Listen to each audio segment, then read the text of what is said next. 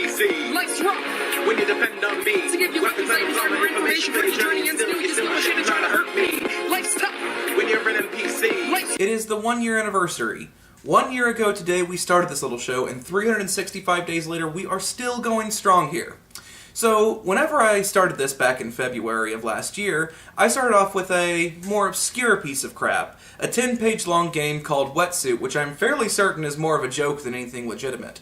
So, considering that we are now at 1 year, I figured the best way to cap off this whole thing is to do something notorious. Something certainly bad, but not just bad, the next level of bad, one of the worst games out there.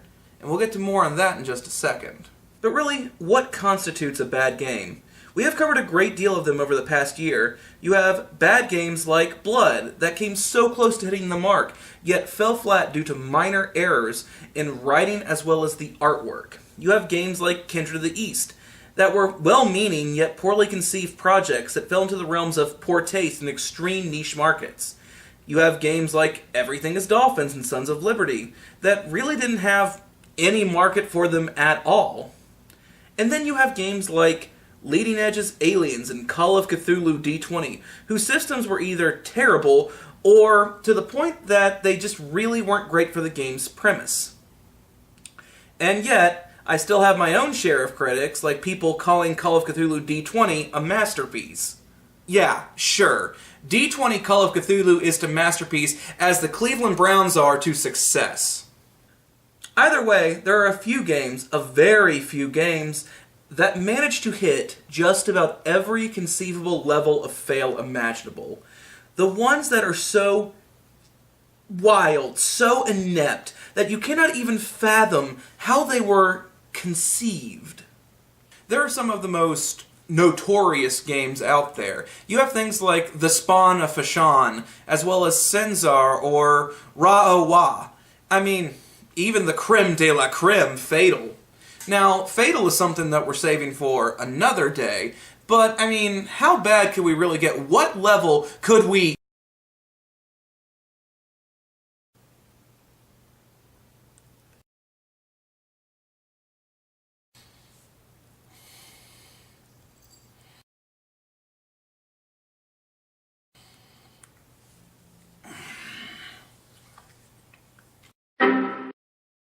What the fuck is this thing?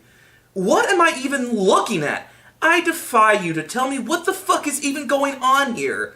A woman trapped behind a steel door is being roasted alive, while on the outside a shirtless woman with some of the worst boobs I've ever seen double-fisting handguns in a velvet pink room, while a skeleton, a drill, Satan, and Doc Ock from Spider-Man are all trying to grab at her waist.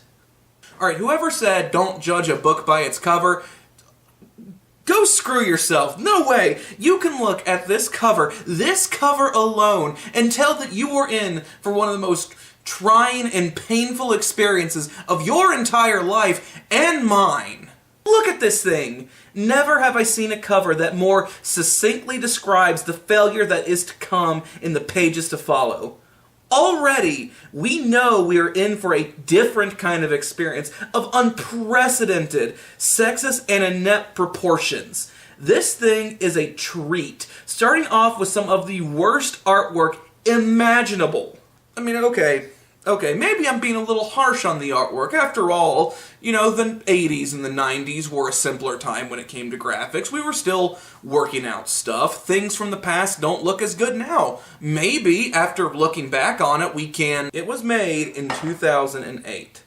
2008. What the crap is this? 2008. This is unexcusable. This was the year that gave us WALL-E, Grand Theft Auto 4. Animation had taken massive leaps since the early 90s, which is what this looks like it comes from.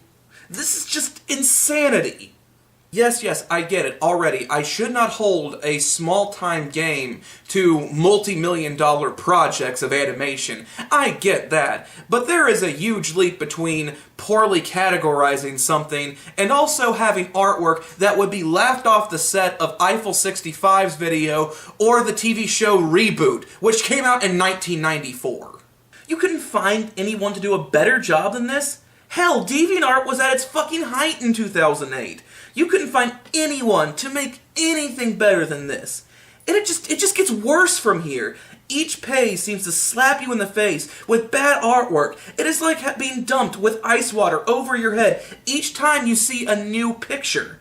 Not to mention, page after page with just blatant objectification, sexist, just disgusting, sleazy fan service. This artwork is enough that Dead or Alive Beach Volleyball would blush. Hell, I might have to get a black box out at some point, because I don't know whenever I'm going to flip the page and suddenly just see a poorly created naked monstrosity on a page. I'm really glad I don't have a physical copy of this thing. Even just looking at the PDF, I feel dirty, let alone picking up a physical copy that would just look like it's covered in sleazy grime that would also make me walk away with something questionable. Oh, and it gets even worse from here. Not only do we have some of the worst artwork imaginable, combined with pure objectification and unabashed sexism in its creation, but we also have feats, perks, and flaws like, and I quote, cooks like a whore, eats like a bird, frigid, cheap, drunk, and so forth. And then one of my favorite parts about all of this is at the beginning of the book, there has a little blurb that's like, why play hot chicks? And I love the fact that even in their own book, they have to justify why this thing even exists. But it is one of these great quotes, and I quote, some men like to play women in fantasy games. It doesn't even come across as if they're even excited about this themselves. From the understanding, it's like they know that this is some extremely niche market that they're selling to of a very few select people who are going to play it. Also, before we go any further into the systems as well as the premise of this game, why the hell is this book nearly 500 pages long? Seriously, the PDF clocks in at 454 pages.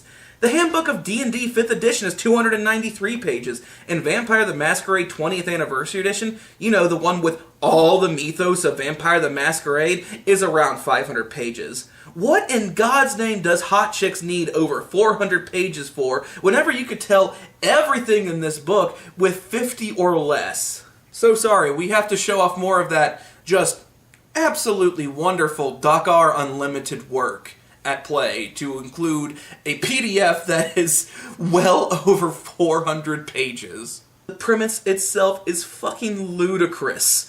Apparently in this world, demons and other evil creatures of the night see humans as objects. In particular, they see human women as a prize for reproduction, and the more attractive they are, the more interested these demons are in them.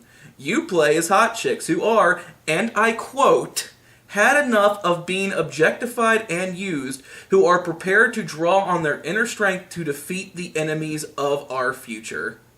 Which is hilariously ironic whenever the creators of this book, both guys, are still actually objectifying women to such an absurd degree to sell their weak-ass product. It's kind of hilarious to see the creators so blissfully unaware of their own misgivings that they instantly paint themselves as the bad guys in their own damn game. Then, as if some sort of shit icing on top of the shit cake, the system is also horrendous as well. Their inverted D20 system is, I don't even know what it is. It is certainly unique in the same way that square-shaped tires would be unique. Essentially, its whole idea is taking the D20 system created for D&D and inverting the usage, putting more of an emphasis on D4s instead of D20s. Let me take you to the character sheet near the back of the book just to show how needlessly complicated this thing is. Oh great, okay, Comic Sans is straight up from Windows font right here, cool. Okay, yeah, moving on. Look at this sheet. Just look at it. Did you think a game like Hot Chicks would have a character sheet more in-depth than D&D or even Shadowrun? What is this? This thing is like 90% skills that include seduction checks, export checks, whatever the fuck that means, sewing, which I'm sure comes in handy in this fucking game, dancing and beyond. Running speed, deadlift, and so forth follow several complex equations to figure out. Yeah, I know that it is strength plus lift times 50, but in truth, if you have to include advanced enough levels of multiplication that you cannot instantly do it in your head in seconds, simplify your game! The game includes budget items similar to games like Spycraft, and a lot of their skills is similar to the game like D&D. It is honestly just stealing aspects of other RPG and using them in a Frankenstein's monster sort of mishmash of crap. This game is a load of horseshit. I don't know what else to say about this thing. It is easily one of the worst games I have ever had the misfortune of reading. The artwork is atrocious. The premise is sexist bullshit. The gameplay is a horrid amalgamation of other games like Spycraft and D&D. It is needlessly complicated and painstakingly long for a game that is really nothing more than a shitty gimmick. This game is getting a massive miss, as well as the middle finger award for misses. This game is absolutely terrible, easily earning the moniker of one of the worst RPGs ever made in all of existence. I'm tapping out. I'm done. Let's look forward to year 2 of Crit or Miss. It's definitely going to have just as many roller coasters as before.